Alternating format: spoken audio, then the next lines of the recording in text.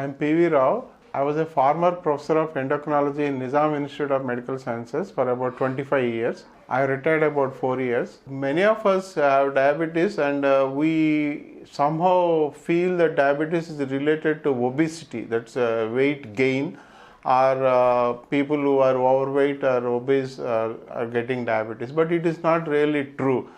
About 30% of the people with obesity, people who are overweight, they develop diabetes. But the remaining 60-70% may not develop diabetes. Similarly, if you take all the diabetic population, only about 30% of the people with diabetes may have obesity. So it's not really a bidirectional issue. So some people with diabetes may not be obese. At least in India, most of the people with diabetes are not obese, not overweight, they are normal body weight, and some of them are even underweight. So diabetes may or may not be related to obesity. This is a major understanding and thinking all over the world now, that we should not relate diabetes to obesity alone.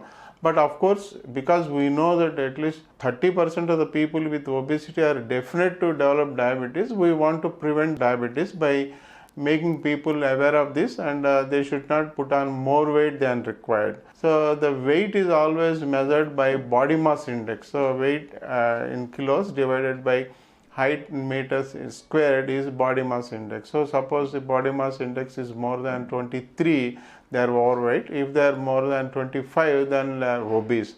So in India, most of the people have their body mass index between 19 to 25, but some people may have overweight or obesity, and their body mass index, the BMI, may exceed 25. So those people are more prone for developing diabetes. So it is not always true, but because we know that at least 1/3 of the people with obesity are prone to develop diabetes, the most important risk factor which we consider for development of diabetes or for prevention of diabetes also is obesity. So we should know our ideal body weight based on our height, that is a basal BMI measurement. So BMI between 19 to 25 is a must, and everybody should achieve that kind of a target. We should not exceed BMI of more than 25, and most of the people with the BMI less than 25 may not develop diabetes in near future. So that is a important risk factor for diabetes. Apart from this particular risk factor, we also know that aging is a most important risk factor for diabetes. People who are aging, that means anybody after 25 years may develop diabetes. After 40 years, the chances of developing diabetes are much more common. Similarly, people above 60 years may have more chances of developing diabetes. So diabetes is an age-related disease. So people more and more aging, they may have diabetes. But it is not very scary. So it's something like a graying of hair. So it's not going to cause a great harm to you. So similarly, skin is dry and rough, and it gets folded while aging. Similarly, diabetes is also one of the milder chronic degenerative disorders associated with aging. It's not a major problem like a viral infection or like a heart problem. So diabetes is basically one of the medical conditions related to aging and obesity. That is all for sure. We know that these two are the known risk factors for diabetes. Aging, anyway, we cannot reverse aging, but we can actually prevent obesity, or you can even reverse the obesity situation also. So these are the two known major risk factors for diabetes. But people talk about so many other risk factors, like nowadays people say that if you are not doing actual hard work, then you become diabetic. But nowadays we are seeing more and more farmers from agricultural professions from rural areas are also getting diabetes. So we cannot really pinpoint a particular physical activity is responsible or not responsible for diabetes. But we also say for whatever benefit it is, we tell them that you have to improve on your physical activity levels by doing a normal exercise or a normal walking or a regular activity.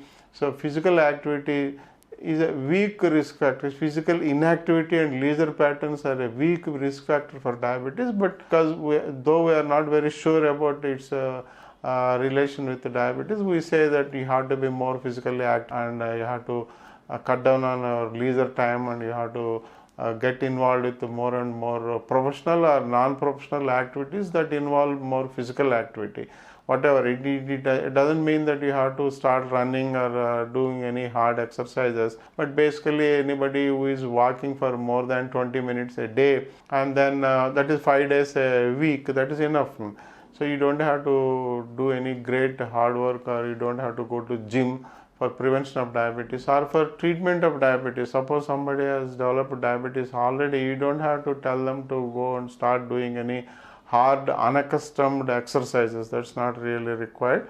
So anybody who does a normal routine exercise, that is enough for prevention of diabetes or for treatment of diabetes also. So apart from obesity, aging and physical inactivity, there are so many other risk factors which may or may not be related to diabetes. The next issue that comes into picture is a diet. So people say that diabetes is strongly related to diet. So it's not really true.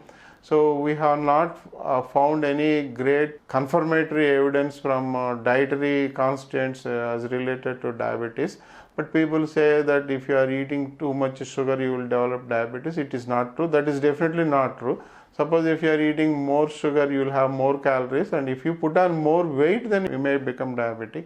But just by eating sugar, cane sugar, you don't become diabetic. So sugar may spoil, it may affect your teeth, but not diabetes. But suppose some people are using these high fructose corn syrup, HFCS, that is mostly the syrup used, very high concentrated sources of energy in cool drinks and beverages which they use. That may add up to your calories and you put on weight. So if you are putting on more weight, then you are more prone for develop diabetes. That's how diet may be indirectly related to causing diabetes by adding up your calories and by making you to put on more weight. But a single dietary constant like a fruit or like any of the routine Indian materials what we are making every day for eating, so even if they have some sugar, some cane sugar inside, that is not going to make any great difference in you becoming more diabetic. So it's not really worth trying to stop eating sugar, or not worth trying to cut down on your sugar. It's a common unnecessary myth that people say that I have diabetes, so don't put on sugar. It's not going to help you prevention or in reducing your diabetic status also. So diet has very little effect on diabetes, but if your diet increases your body weight, then you are more prone for developing diabetes. Apart from this, there are so many known or unknown risk factors. Nowadays, mostly we are all talking about pollution. There is so much of pollution around. There is air pollution, there is water pollution, there is food pollution. So most of the foods what we are using, they have some poisonous materials like organophosphorus materials. And then we have the air pollution with materials from plastic toxicities. So all these things also contribute to diabetes. So right now we do not have any major evidence to prove that either of the dietary constants or even the pollutions have any effect on diabetes, but we have some superficial knowledge on some of these activities. So pollution also may add up to the diabetes problems. Recently they have also added the wood fuel. So the fumes which are coming from burning wood all over India and most of the countries where most of the states where we have winters, harsh winters. So people try to burn different materials like wood and others. So the smoke that is coming from this wood is also responsible for heart diseases and also diabetes. So these are all new findings that are coming out from the literature, but we are not really very sure that a particular risk factor. Apart from obesity and aging, so far we have not found any confirmatory evidence to prove that one of the risk factors is 100% causing diabetes.